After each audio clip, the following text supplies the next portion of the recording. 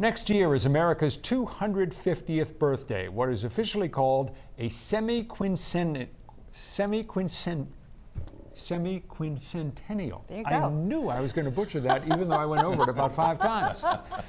Here in New England, though, the celebrations and observances have already started.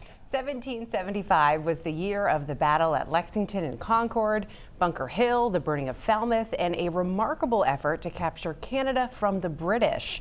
207's Don Kerrigan is here with the story of Mainers who have been working for years to make sure that that story is not forgotten. That last story, Don. Yeah, that's right. It was 250 years ago, right now, that the Arnold expedition was making its way through Maine into Quebec. And it was an arduous journey, to say the least. At that time, most of what we call Maine was wilderness, and they had to slog their way through the rivers, Indian trails, all sorts of things to reach Quebec. It's a story that most of us in Maine ought to know.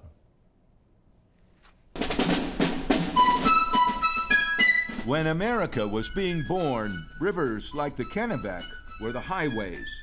And 2.5 centuries ago, up this river came a man whose name would go down in history, Benedict Arnold. Should we have a better opinion of him than we do? He's a traitor. That's the bottom line. He was a hero when he came through here. Benedict Arnold, picked by George Washington to lead an arduous and audacious military venture 250 years ago this month, to go through Maine and capture Canada from the British. The British recognized him for what he was, as an officer and a leader. He was a natural-born leader. And they considered him our best general. They considered him a huge threat. Ken Wing and Mike Holt are leaders of the Arnold Expedition Historical Society. It's been working for decades to preserve the history of that journey through what was then the Maine wilderness. So they built boats, replicas of the bateau that Arnold and his 1,000 men used to go up the Kennebec. We thought it'd be something that people could look at and say, wow, they went to Canada in one of those, because it's quite a feat. So they knew how it went. And back in the summer, Mike Holt and a few others tried one of the boats out on the river. And that mile was as far as I wanted to go.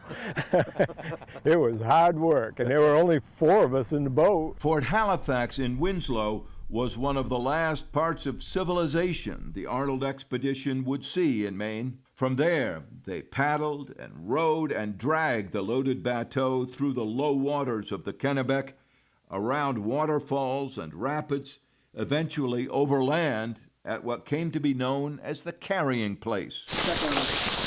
Revolutionary War reenactors came here a few weeks ago for a taste of what it was like.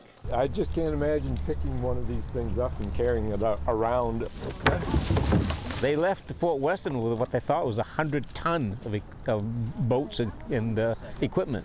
Who's with her? Food. Huzzah! Imagine that.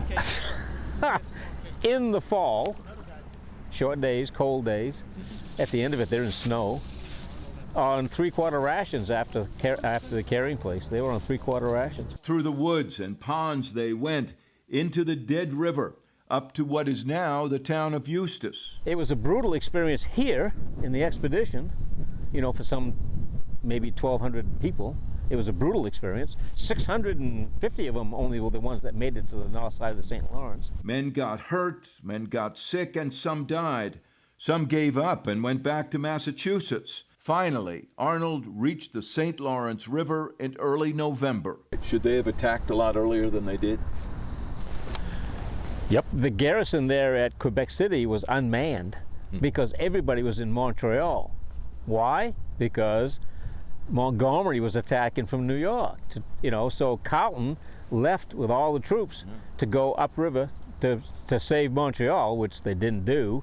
So Arnold, they knew he was coming. The British knew he was there. The expedition finally attacked Quebec on New Year's Eve, by which time the British soldiers had returned. It was a fierce battle. Arnold was wounded, and the attack ultimately failed. From what you've studied, was this expedition a good idea? Yes. Had they conquered Quebec, it would have been a tremendous thing. It would have been a change of events right there. And in a way, it did. Arnold and his remaining soldiers continued to fight the British for months, delaying by nearly a year British plans to invade upstate New York, allowing the American forces to build up and eventually to win.